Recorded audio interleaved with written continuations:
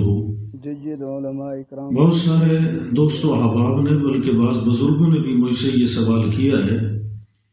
کہ علامہ صاحب رحمہ اللہ نے اپنی ایک تقریر کے اندر آیت الکرسی کا ایک وظیفہ بتایا تھا لیکن وہ مکمل نہیں تھا،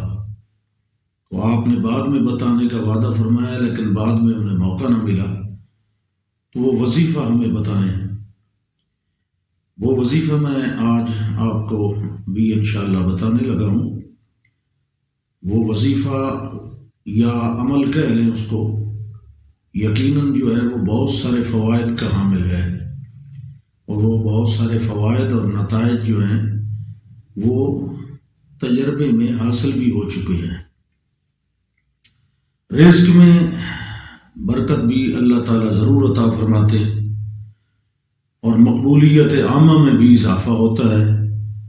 دشمنوں اور فتنہ پرداز قسم کے جو لوگ ہوتے ہیں ان کی عداوت اور فتنوں سے بھی انسان محفوظ رہتا ہے۔ لیکن یہ عمل ہو یا کوئی دوسرا عمل یا وظیفہ آپ کریں تو ہر وظیفے سے پہلے انسان کو کچھ اپنے اندر لوازمات پیدا کرنے ضروری ہوتے ہیں۔ سب سے پہلے تو یہ ہے کہ انسان کے اندر تقوی و طہارت ہو، یعنی اس کی زبان پر جھوٹ نہ ہو، وہ فحش گوئی کا عادی نہ ہو، حرام کھانے والا نہ ہو، کسی کی غیبت اور بدگوئی کرنے والا نہ ہو، اور پھر یہ ہے کہ اس کے اندر جو وظیفہ پڑھ رہا ہے، جو عمل کر رہا ہے، اس پر کامل یقین بھی ہو، اور اگر وہ دل میں یقین کے ساتھ پڑھے گا، شک اور تذبذب کا شکار رہے گا تو بے شک ساری زندگی پڑھتا رہے، اسے کوئی فائدہ حاصل نہیں ہوگا۔ اور تیسری جو لازمی شرط ہوتی ہے اس کے ساتھ ساتھ وہ یہ ہے کہ کامل یکسوئی کے ساتھ پڑھا جائے، اپنا دھیان اور اپنی جو ہے توجہ وہ اسی عمل پر ہی مرکوز رکھی جائے۔ یہ نہ ہو کہ برزباں تسبیح در دل گاؤ خر، پھر اس طرح کے وظیفے پڑھنے سے بھی کوئی فائدہ حاصل نہیں ہوگا۔ تو وہ وظیفہ اس طرح ہے کہ آیت الکرسی آپ نے پڑھنی ہے ہر فرض نماز کے بعد، وہیں اپنے مصلی پہ بیٹھ کر اس طرح پڑھنی ہے کہ آیت الکرسی میں چونکہ 10 وقف ہیں تو ہر وقف پر آپ نے ایک انگلی بند کرنی ہے اپنے ہاتھ کی، تو دونوں ہاتھوں کی 10 انگلیاں ہیں نا، تو دائیں ہاتھ کی چھنگلی سے شروع کرنا ہے، یعنی اللہ لا الہ الا هو الحی القیوم۔ تو اسی طرح آگے مکمل پڑھتے جائیں، جس جملے پر وقف آتا جائے آپ ایک ایک انگلی بند کرتے جائیں۔ پہلے ہاتھ کی جو 5ویں انگلی یا انگوٹھا ہے وہ بند ہوگا، من ذا الذی یشفع عنده الا باذنہ۔ پھر آپ نے بائیں ہاتھ کی چھنگلی وَيَعْلَمُ مَا بَيْنَ أَيْدِيهِمْ وَمَا خَلْفَهُمْ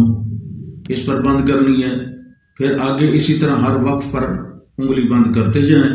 اور آپ کے بائیں ہاتھ کا جو انگوٹھا ہے وہ بند ہوگا وَهُوَ الْعَلِيُّ الْعَظِيمُ پر۔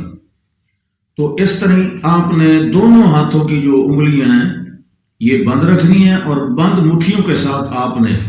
بسم اللہ الرحمن الرحیم الحمدللہ رب العالمین آخر تک سورۃ فاتحہ پڑھ کر پھر اسی طرح آمین کے بعد دوسری بار پھر سورۃ فاتحہ شروع کرنی ہے، پھر تیسری بار یعنی بسم اللہ الرحمن الرحیم کی جو میم ہے اسے الحمدو کی لام کے ساتھ ملانا ہے، الحمدو کا درمیان میں جو حمزہ وصلی ہے اسے نہیں پڑھنا۔ بسم اللہ الرحمن الرحیم الحمدللہ رب العالمین 3 بار یہ اس طرح سورہ فاتحہ پڑھنی ہے، پھر اس کے بعد 3 بار آپ نے سورہ اخلاص پڑھنی ہے، پھر 3 بار درود شریف پڑھنا ہے۔ یہ پڑھنے کے بعد آپ نے آسمان کی طرف منہ کر کے پھونک مار دینی ہے۔ یہ اسی طرح مٹھیاں آپ کے دونوں ہاتھوں کی بند رہیں گی۔ پھر آپ نے یہ مٹھیاں کھولنی ہیں کس طریقے سے ہیں، وہ اس طرح کھولنی ہے کہ سورہ فاتحہ بسم اللہ کے ساتھ ملا کر پڑھیں گے ہر بار، اور ایک ایک انگلی کھولتے جائیں گے۔ جس ترتیب کے ساتھ آپ نے بند کی تھی اسی ترتیب کے ساتھ آپ ایک ایک بار سورہ فاتحہ پڑھیں گے ہر انگلی کھولتے وقت، اور پھر انگلی کھولتے چلے جائیں گے۔ جب دونوں ہاتھوں کی آپ انگلیاں کھول لیں گے اس وقت آپ نے دونوں ہاتھوں کی ہتھیلیوں پر پھونک مار دینی ہے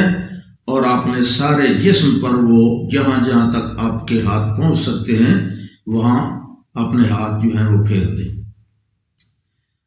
تجربہ اس وظیفے اور عمل کا یہ ہے، یہ قرآنی وظیفہ ہے، اس میں کوئی غلط چیز تو ہے نہیں۔ تجربے سے یہ بات اور مشاہدے میں بھی آ چکی ہے کہ اس وظیفے کے بے شمار فوائد ہیں۔ روزی میں برکت تو الحمدللہ لازماً ہوتی ہے اللہ کے فضل سے،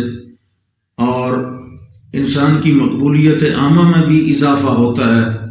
اور اس کے ساتھ ساتھ اور بھی بہت سارے اس کے فوائد ہیں۔ جو مداومت کرنے والا ہوگا اس وظیفے پر، وہ اس وظیفے کے جو اثرات ہیں وہ اپنی کھلی آنکھوں سے انشاءاللہ دیکھتا رہے گا۔ اگر کوئی بے روزگار آدمی ہے، اللہ تعالیٰ پردہ غیب سے اس کے لیے اس کی روزی کا کوئی سبب مہیا فرما دیں گے، اور اگر کسی کا پہلے کوئی سبب تو ہے، کاروبار ہے لیکن اس میں برکت نہیں ہو رہی، تو اللہ کی طرف سے انشاءاللہ وہ برکتیں بھی آئیں گی۔ اور اگر کوئی کسی قرض کے نیچے دبا ہوا ہے تو اللہ اس کے لیے وہ آسانیاں بھی ضرور مہیا فرما دے گا کہ اس کا قرض بھی ادا ہو سکے۔ اور اگر روزی ہوتی ہے، پیسہ بھی ملتا ہے لیکن اس میں برکت نہیں ہوتی، ضائع ہو جاتا ہے، بچت نہیں ہوتی، اور ادھر ادھر فضول کاموں میں وہ خرچ ہو جاتا ہے، ضائع ہو جاتا ہے، تو اللہ تعالیٰ اس وظیفے کی برکت سے بفضل ہی و برحمت ہی انسان کے لیے وہ ساری پریشانیاں دور کر کے گنجائش اور کشائش پیدا فرما دیتا ہے۔ اور یہ میرے والد گرامی یعنی حضرت علامہ احمد سعید خان صاحب رحمۃ اللہ تعالی علیہ کا یہ فرمودہ عمل ہے، اور